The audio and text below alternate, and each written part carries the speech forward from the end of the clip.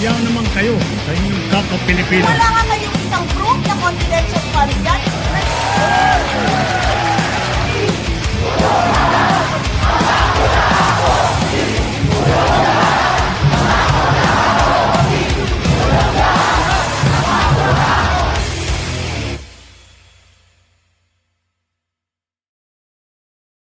Good evening po sa inyo lahat. Ako po si Christian Esguera and welcome po sa ating special Facts First episode ngayong araw po ng Biyernes. Ngayon po ay June 19, 2026. Okay.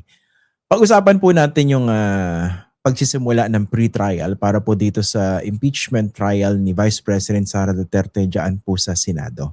So nagsimula na po itong pre-trial kahapon, June 18. And of course, may mga lumabas na balita.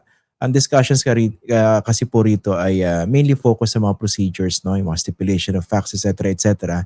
Pero may balita rin po na nagkaroon ng konting sagutan o kainitan. And of course, yun po yung nakakadagdag ng konting kulay or color doon po sa ganyang mga pangyayari. So, kumustahin po natin, no? And para mas maintindihan din po ng ating mga tagapanood at tagapakinig kung bakit po kailangan ng pre-trial bago po magsimula yung actual trial na nakatakda po sa July 6. Okay? We would like to welcome again to our program. She is a member of the House Prosecution Team as a private counsel. Welcome again to our Facts First podcast, si Attorney Lorna Kapunan. Magandang gabi po and thank you for joining us again dito po sa Facts First. Magandang gabi sa iyo, Christian, at sa lahat ng nanonood. Salamat sa opportunity para maintindihan ng public ano naman ang ginagawa namin mga prosecutors at saka defense, no? Kasi it's not open to media ang pre-trial conference. Opo, sige. Yung pre-trial conference, no? So, kumusta po ba nangyari kahapon? Medyo I heard may konting nagkaroon ng konting sagutan. Hindi. Marites lang yung sagutan na yan. What happened actually was what normally happens in court, no? At pwede ko naman i-share na maayos ang pre-trial conference namin yesterday. Although we could not talk to the media while it was ongoing. We were able to follow the pre-trial order at I'd like to commend our clerk of court, no, Secretary Bantug, and the staff for really very organized, no. Organized po yung pre-trial namin. Sa umaga, nandun ang public prosecutors at ang private prosecutors at ang defense, no. And because napakadami ng exhibits, maganda yung nangyari, ang dinicide ng clerk of court, si Secretary Bantug, to divide into 4 teams for facility of marking. Kasi sa pre-trial, mga nakikinig, ang ibig sabihin ng pre-trial para ma-simplify, para hindi masyadong maraming dokumento ang papakita sa trial para malaman sino bang mga witnesses, meron bang common witness sa defense kasi prosecution, pwede bang mag-agree. Kung kunyari, yung ibig sabihin meron ring stipulation of facts, ano yun? Pag hindi namang question yung facts, kunyari, the fact that the respondent was the vice president, is the vice president. The fact that she was DepEd secretary, yun naman judicial notice, pwede namang stipulate yun. Hindi kailangan i-prove pa yung that she was elected during the mga stipulations yun. At maganda na ang ginawa kasi mahabang stipulations ng prosecution na gusto naming pa-stipulate or pa-admit nila. At mahaba rin ang stipulations ng defense. So, ang magandang nangyari by agreement of both parties through their respective counsels, prosecutor and defense, written na lang ang ginawa ni Secretary Bantug with the agreement of the parties, yung mga stipulations and counter stipulations or manifestations, isasubmit na lang by Monday. Hindi na yung oral. Kasi mahaba yung oral. No? Siyempre, kaming mga lawyers, no, nasanay sa pre-trial conference, we don't give an inch. No? Tawag doon, take no prisoners. Sa pre-trial pa lang Pero ang magandang nangyari, very cordial naman lahat kami in the end with the prosecutors and the defense agreeing agreeing to agree and also agreeing to disagree on certain stipulations and Mm. admission. So, due yan, Christian, sa Monday. Mm. Written na yan. So, that will save a lot of pre-trial dates for both sides. Okay. Ilan po yung humarap on the part of the House prosecution team at ilan po yung humarap on the part of the defense team? For the House prosecutors, for the public prosecutors, we had full attendance except for, and we'd like to extend our condolence to Congressman Kakano Mm. Bagaw because her father passed away. So she Okay. could not attend. Mm. So, 10 yesterday ang public prosecutors. And for the private prosecutors, limited kami in attendance, no? Under the pretrial rules, the notice of pretrial. Those who would be actively participating, linimit ng pretrial order, pretrial rules to 15. 15 private prosecutors participating, no? Pero maganda na naging liberal ang clerk of court, si Secretary Bantog, kasi binigyan kami ng opportunity to bring more associates kasi napakadami po ng files, no. Sa pre-trial, ang ginagawa ay nagmamark po ng mga documents, no. Hindi po kaya ng and there are 4, remember there are 4 articles of impeachment. Hindi po kaya lang ng 15 lawyers, no. So we had each of our law firms, and there were 3 law firms present there, Pekka Bar, the partners, 2 partners who entered their written appearance, and their associates. Kami rin po sa Kapunan ng Castillo, we had the partners there and we had associates. And also Attorney Virgil brought in his partners from Cebu. So naging, and with the allowance of more lawyers for the prosecution private, naging easy po, naging more efficient yung marking ng exhibits nung hapon kasi we were divided into 4 groups. Example Pero- ng para mas maintindihan po ng viewers natin, yung marking of documents or exhibits, no? Example, dapat ba lahat yan original documents? And then paano yun? Let's say nag-present kayo ng dokumento for marking, ano yung mga pwedeng gawin ng kabilang side? Pwede ba i-question authenticity, data, etc., etc.? Under kasi sa Senate rules, nakalagay doon, ina-adapt yung rules of court in pre-trial and trial. So, ang nangyari dyan, meron pong bagong rules of evidence, no? Yung rules of evidence, kasi dati, nung panahon namin, ang tawag dyan, original documents lang ang kailangan, no? Best evidence rule. Ngayon sa bagong rules of evidence, dahil sa evolution ng electronic evidence, ng other means of reproduction, pwede na ang Xerox photocopy. So a photocopy, if compared to the original, pwede nang markahan ang photocopy.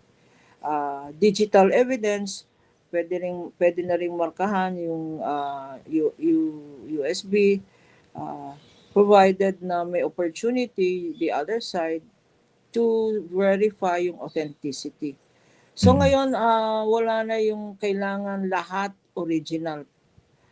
Pwedeng certified copy, pwedeng imarkahan.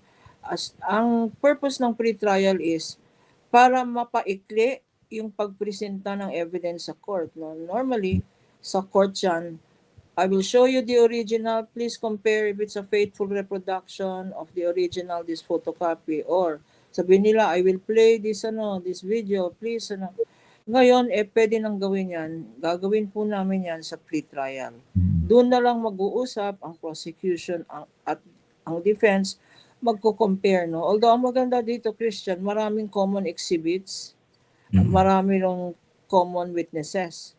So yung evidence namin, saka yung evidence nila, marami pong common. So we don't foresee any objection.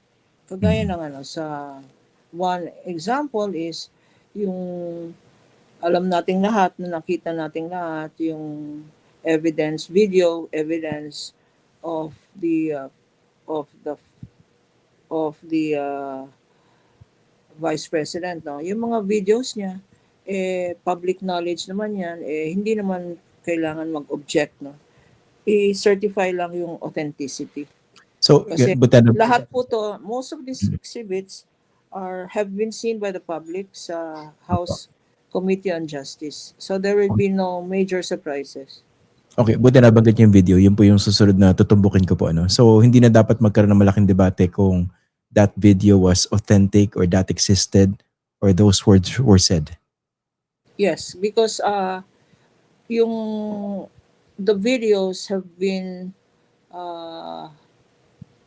certified, no. These have been evidence presented to the House Committee on Justice. They were presented through a witness who swore under oath to their authenticity at saka yung chain of custody, no. Ito ba talagang sinong kumuha nito sa house, for instance, who recorded this video? Wala bang tampering to? Kasi naging issue rin yan sa House Committee on Justice. Kasi hindi pinakita lahat, no? Obviously, hindi pwedeng pakita lahat if it's a 5-hour video or 4-hour video. Hindi naman ibig sabihin na pinutol yan or in-splice, no? Kagaya ng sinabi sa House Committee on Justice, hindi naman splice yan. Ang pinakita lang yung relevant portions sa issue at hand, no? So, yan, authentic yan or authenticated yan, i-double check yan, tinitignan yan ulit sa pre-trial. Okay, so ano rin na hindi siya AI voice. Yeah. Para because the defense exhibits is the same as our exhibits. Magko-compare lang, no? Kung may video kami, meron rin silang video of almost the same thing, no? Okay. Transcripts, meron kaming kopya ng transcripts ng Committee on House. Sila din merong kopya. So magko-compare lang. Okay. Affidavits, pati affidavits ng witnesses na binigyan sila kasi ng kopya. Remember, all the exhibits, they were provided with all the exhibits that were produced in the House Committee on Justice. Part of due process yun, eh. At laging inuulit ni Chairman Jinky when she was chair of the Committee on Justice that the respondent Vice President and or her counsel should be given copies. So, and that is why makikita natin sa pre-trial brief nila na talagang may reference sila sa mga evidence na receive nila or na-obtain nila from the House Committee on Justice. So kasama po ba sa marking na natapos na or mangyayari pa lang, kunwari yung mga SAL-N copies ng Vice President, yung ITR, yung report ng AMLAC? Yun ang reason for the continuance on Monday, no? Procedurally kasi dapat isa-isa, no? We have 4 grounds. Ideally, dapat by ground, no? But because of the voluminous evidence, no?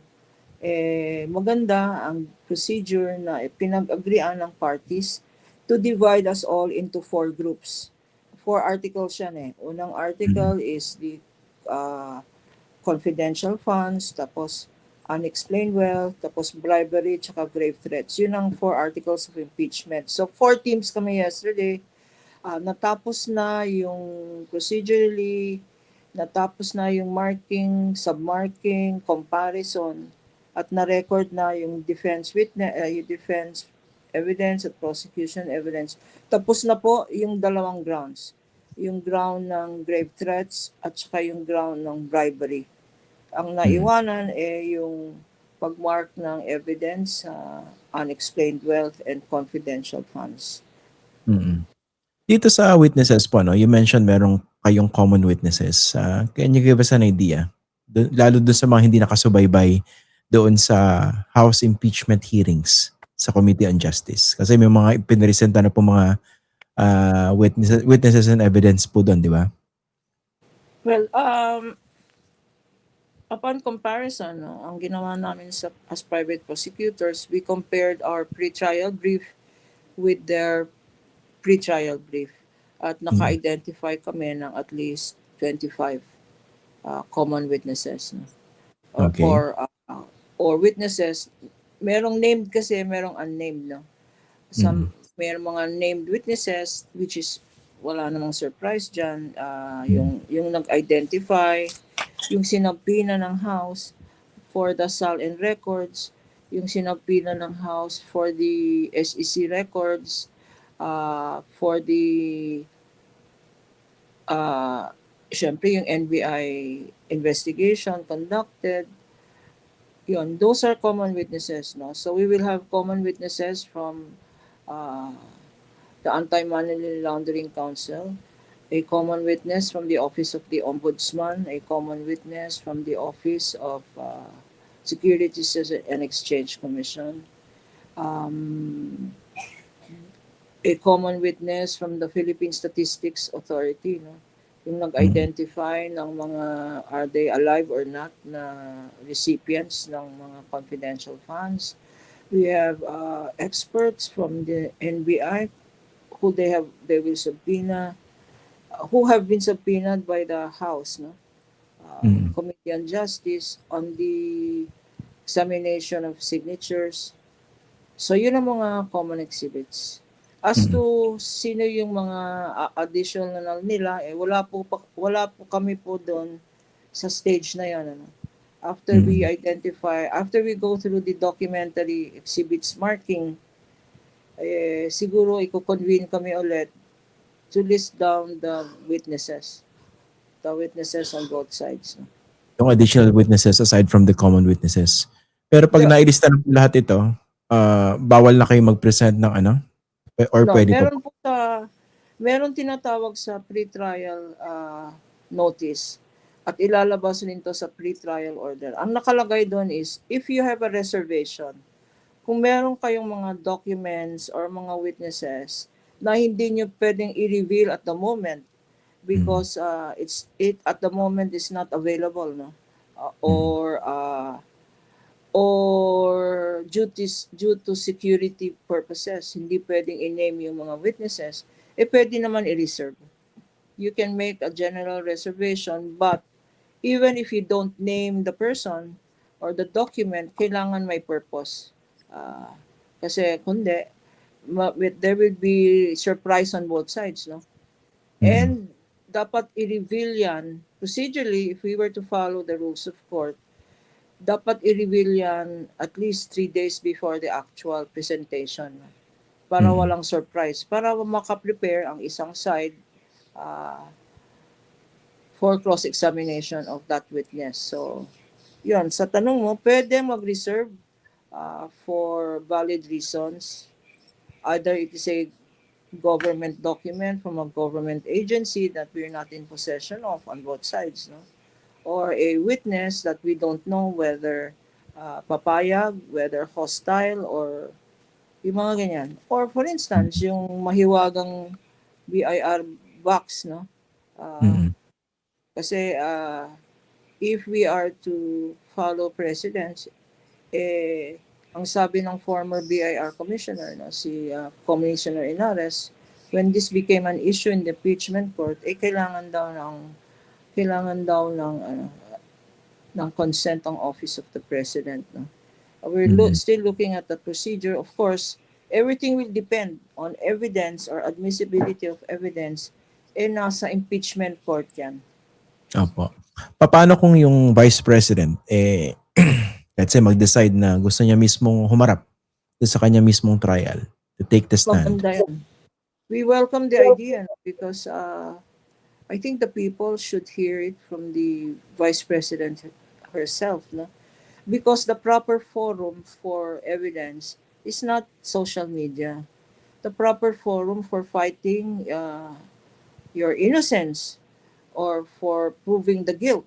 Kasi you have to not only prove the Vice President must not only prove her innocence, the prosecution also must prove the guilt, no? So both sides. At the proper forum is the Senate Impeachment Court. Sana maging klaro, and we are trusting kasi may rules naman ang impeachment court on sub judice. Sub judice meaning you cannot discuss matters under litigation, no, or before the court. So malinaw yan. That's why today we are very careful only to comment on procedures and not on the merits. No? Opo. Pero nga, procedurally, kunwari the defense wants to present the Vice President herself, should that be mentioned in the pre-trial? Or let's say kayo naman sa prosecution, Pwede gusto naman niyo siyang kasi pumarap. as of the moment, the Vice President is not named in the pre-trial brief. Although she could be a reserved witness. No? Kasi allowed naman yan for security purposes or for valid reason, allowed naman na hindi i-name ang witnesses for both sides. No? So, closer to their trial date. Kasi, ang mabigat ang mga trial dates, ano? For the prosecution, because we have,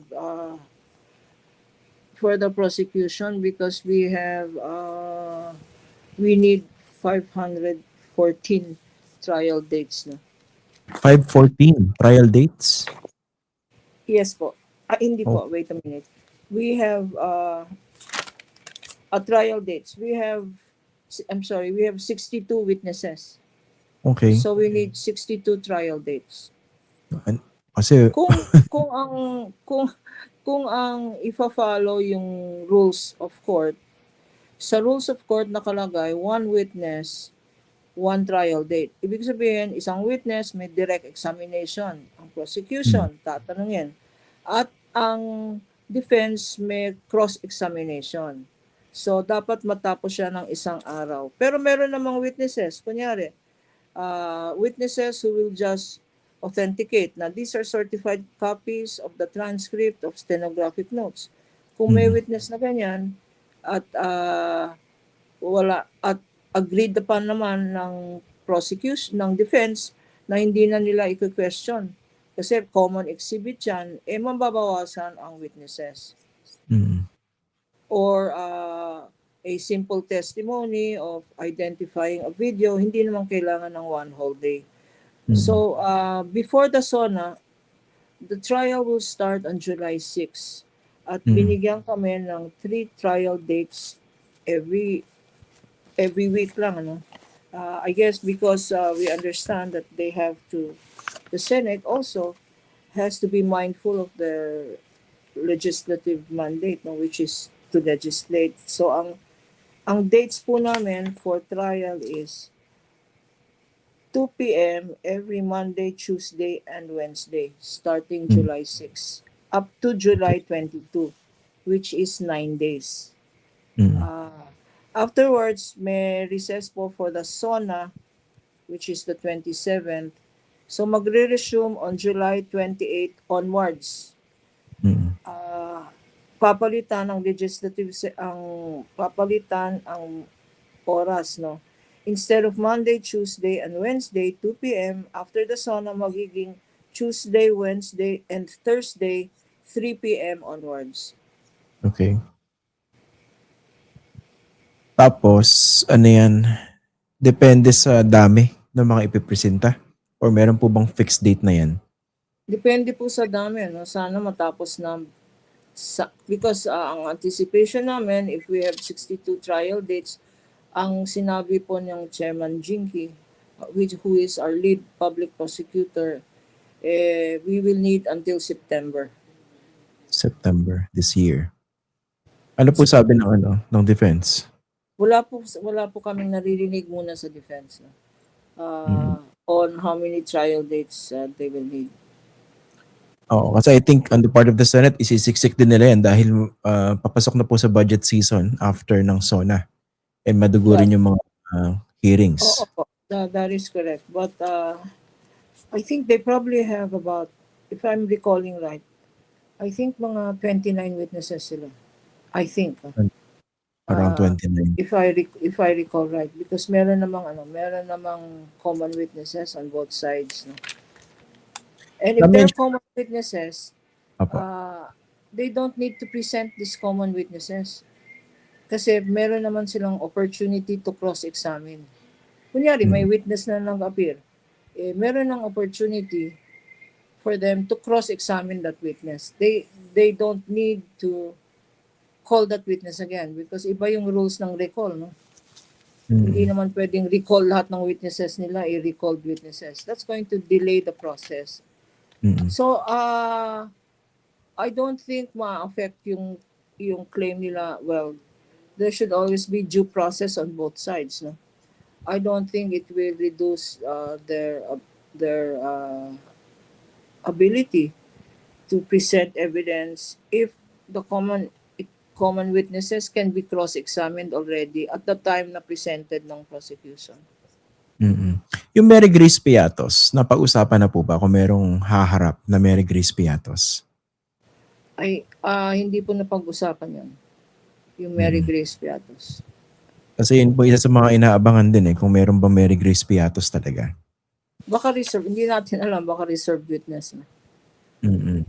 Okay, so ano po mangyayari next week, no? So yung continuation ng ng So we will have a stipulation continuation, no, yung marking. yung written stipulations, Mm. yung stipulation, we were required to submit na written stipulations.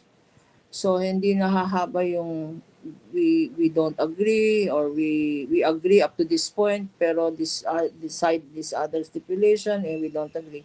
Written na lahat yan. Mm. At kasi the clerk of court has no authority to decide, no, to admit or to deny. That authority is given to the impeachment court. So maglalabas ng pre-trial order on the 28th. Maglalabas ng pre-trial order on the 25th of this month. And both sides are given time to comment with June 26 to June 30. So, Mm. so in other words, para maintindihan ng mga nakikinig, ang nangyayari po sa pre-trial nagpapakitahan ng ebidensya. Mm. Kung ano ang ipipresent ng panig ng prosecution at ano ang depensa ng Vice President, ilalabas yan lahat sa pre-trial para hindi na maubos ang panahon ng Senado at ng at ng nanonood sa mga technicalities na hindi naman masyadong naiintindihan. So, the pre-trial order will state the number of witnesses. No? Kunyari, we have named 69.